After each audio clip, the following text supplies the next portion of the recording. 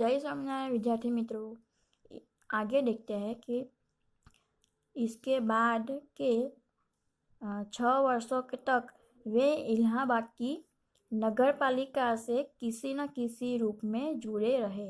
यानी कि लाल बहादुर शास्त्री है वो 6 वर्षों तक इलाहाबाद के नगर पालिका से किसी न किसी रूप में, यानी कि कोई भी नगर पालिका है, ग्राम पंचायत है, इसमें जुड़े रहे। मैं समझता हूँ कि इस अनुभव ने भी शास्त्री जी के व्यक्तित्व और चिंतन को नागरिकों की समस्याओं से निकट से परिचित कराया। उनके पास ग्रामीण जीवन का अनुभव था। अब इसके साथ ही इलाहाबाद नगर पालिका ने जन सेवा का भी अनुभव जोड़ दिया था। यानी कि लाल बहादुर शास्त्री को ग्रामीण जीवन का अनुभव था और उसके साथ इलाहाबाद नगर पालिका ने जन सेवा का अनुभव जोड़ दिया। लोकतंत्र की इस आधारभूत इकाई में कार्य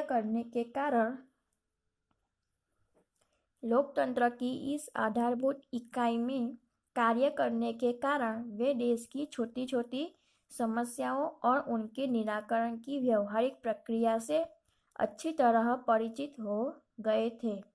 यानी कि लाल बहादुर शास्त्री है वो कि लोकतंत्र की आधारभूत इकाई के कार्य करने से कारण छोटी मोटी समस्याओं के उनके निराकरण और व्यवहारिक प्रक्रिया से अच्छी तरह परिचित हो गए। कार्य के प्रति निष्ठा और मेहनत करने की अदम्य क्षमता के कारण सन 1937 में संयुक्त प्रांतीय व्यवस्थापिका सभा के लिए निर्वाचित हुए। यानी कि लाल बहादुर शास्त्री है वो के कार्य के प्रति निष्ठा और मेहनत करने की अदम्य क्षमता के कारण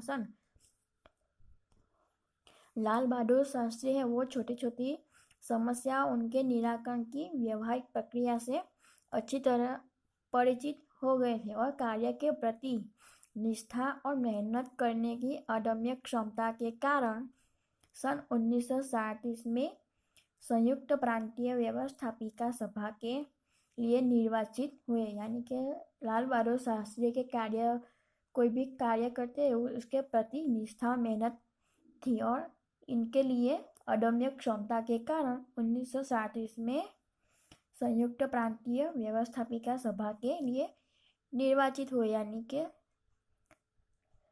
निर्वाचित हुए थे। निर्वाचित यानी कि चुना हुआ था। आगे देखते हैं। सही मायने में यहीं से शास्त्री जी के संसदीय जीवन की शुरुआत हुई।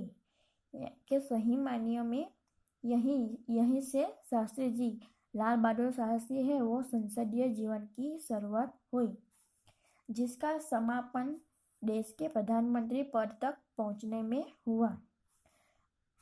यानी कि यहीं से शास्त्री जी के संसदीय जीवन की शुरुआत हुई और समापन के देश के प्रधानमंत्री पद तक पहुंचने में हुआ। शास्त्री जी को भारतीय राजनीति की इतनी सही और गहरी पकड़ थी कि श्रीमती इंदिरा गांधी ने उन्हें अपना राजनीति तक गुरु मानते हुए कहा था कि उन्हीं के मार्गदर्शन में मेरा राजनीतिक जीवन शुरू हुआ। यानी कि शास्त्री जी है वो भारतीय राजनीति की इतनी सही और गहरी पकड़ थी कि इंदिरा गांधी है वो उन्हें अपना राजनीति तक गुरु मानते हैं। इंदिरा गांधी है वो लाल बहादुर शास्त्री को राजनीति तक गुरु मानते हैं और कहते हैं कि इंदिरा गांधी की उन्हीं मार्गदर्शन में ही मेरा राजनीति तक जीवन शुरू हुआ था। देश की आज़ादी के बाद उत्तर प्रदेश तथा केंद्र सरकार में शास्त्री जी भिन्न भिन्न पदों पर रहे। यानी कि देश की आज़ादी मिली बाद में उत्तर प्रदेश तथा केंद्र सरकार में शास्त्री जी भिन्न भिन्न यानी कि अलग अलग पदों पर रहे। उत्तर प्रदेश में उन्हें गृह मंत्री बनाया। उत्तर प्रदेश में लाल बहादुर शास्त्री को गृह मंत्री बनाया गया। बाद में पंडित नेहरू के अनुरोध पर वे केंद्र में आए। बाद में पहले गृह मंत्री बनाया गया उत्तर प्रदेश में, बाद में पंडित नेहरू के अनुरोध पर केंद्र में आ गए। केंद्र में उन्होंने रेल और परिवहन, संचार, वाणिज्य, उद्योग और गृह जैसे महत्वपूर्ण मंत्रालयों में मंत्री पद पर संभाला। यानी केंद्र में उन्होंने रेल परिवहन, संचार, वाणिज्य, उद्योग और गृह जैसे महत्वपूर्ण मंत्रालयों है, उसमें भी लाल बहादुर शास्त्री मंत्री पद पर है। उन पदों पर रहते हुए शास्त्री जी ने अपनी जिस प्रशासकीय दक्षता का परिणाम दिया वह हमारे देश के लिए एक उदाहरण है। अपने मंत्रालयों के कार्यों में उनका दृष्टिकोण अत्यंत व्यवहारिक तथा सभी प्रकार की औपचारिकताओं से परे होता था। वे अपने को कभी भी अपने पद के कारण ऊंचा नहीं मानते थे। यानी कि लाल बहादुर शास्त्री है वो के औपचारिकताओं से पर होता था। वे कभी भी अपने पद के कारण, यानी कि लाल बहादुर शास्त्री का पद मिला था गृह मंत्री का, वो के किसी भी कारण से ऊंचा नहीं मानते थे। उनकी बड़ी सीधी सी धारणा थी कि वे देश के इस महत्वपूर्ण पद पर रहते हुए केवल 19 महीने के छोटे से समय में उन्होंने जितनी सफलता और लोकप्रियता प्राप्त की वह एक उदाहरण है। शास्त्री जी के सामने अपना उद्देश्य बिल्कुल स्पष्ट था।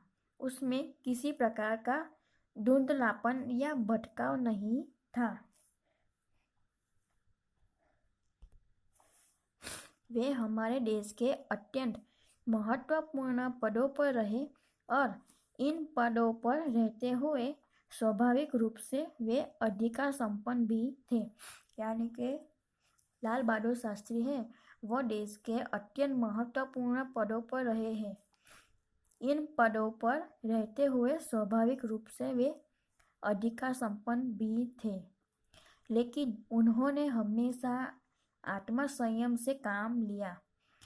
शास्त्री जी हैं वो पद पर पहुँचे इसलिए कि आत्मसंयम से काम लिया करता था तथा अधिकारों से अधिक कर्तव्यों को तरजीह दी।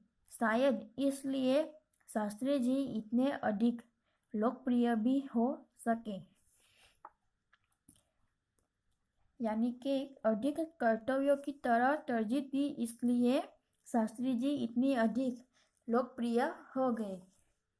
उन्होंने अलीगढ़ मुस्लिम विश्वविद्यालय के दीक्षांत समारोह में 19 दिसंबर 1964 को छात्रों को संबोधित करते हुए कुछ इसी तरह के विचार व्यक्त किए। यानी कि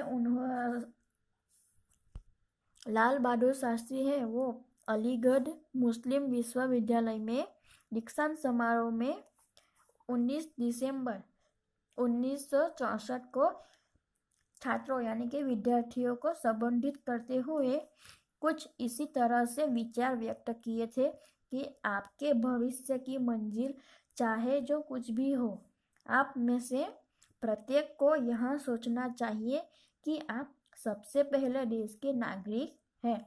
क्या कहते हैं लाल बहादुर शास्त्री विद्यार्थियों को कि कुछ इस तरह के विचार व्यक्त करते हैं कि आपके भविष्य की मंजिल चाहे जो कुछ भी हो, आप में से प्रत्येक को सोचना चाहिए कि आप सबसे पहले देश के नागरिक हैं।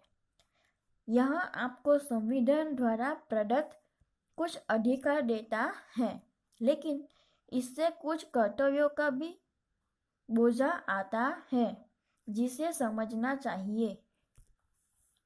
देश प्रजातांत्रिक है जो निजी स्वतंत्रता देता है, लेकिन इस स्वतंत्रता का उपयोग एक व्यवस्थित समाज के हित में स्वेच्छा से लगाए गए प्रतिबंधों के तहत होना चाहिए। अधिकार, कर्तव्य और आत्मसंयम के बारे में यह अत्यंत महत्वपूर्ण बात शास्त्री जी ने कही थी, जिसे आज याद रखने की जरूरत है। यानी कि देश प्रजातांत्रिक है जो निजी स्वतंत्रता देता है, लेकिन इस स्वतंत्रता का उपयोग एक व्यवस्थित समाज के हित में स्वेच्छा से लगाए गए और प्रतिबंधों के तहत होना चाहिए। अधिकार, कर्तव्य और आत्मसंयम के बारे में यह अत्यंत महत्वपूर्ण बात शास्त्री लाल बहादुर शास्त्री जी ने कही थी और जिसे आज याद रखने की જરૂરત है। વિદ્યાર્થી મિત્રો, હવે સ્વાધ્યાય તમારે ઘરેથી લખવાનો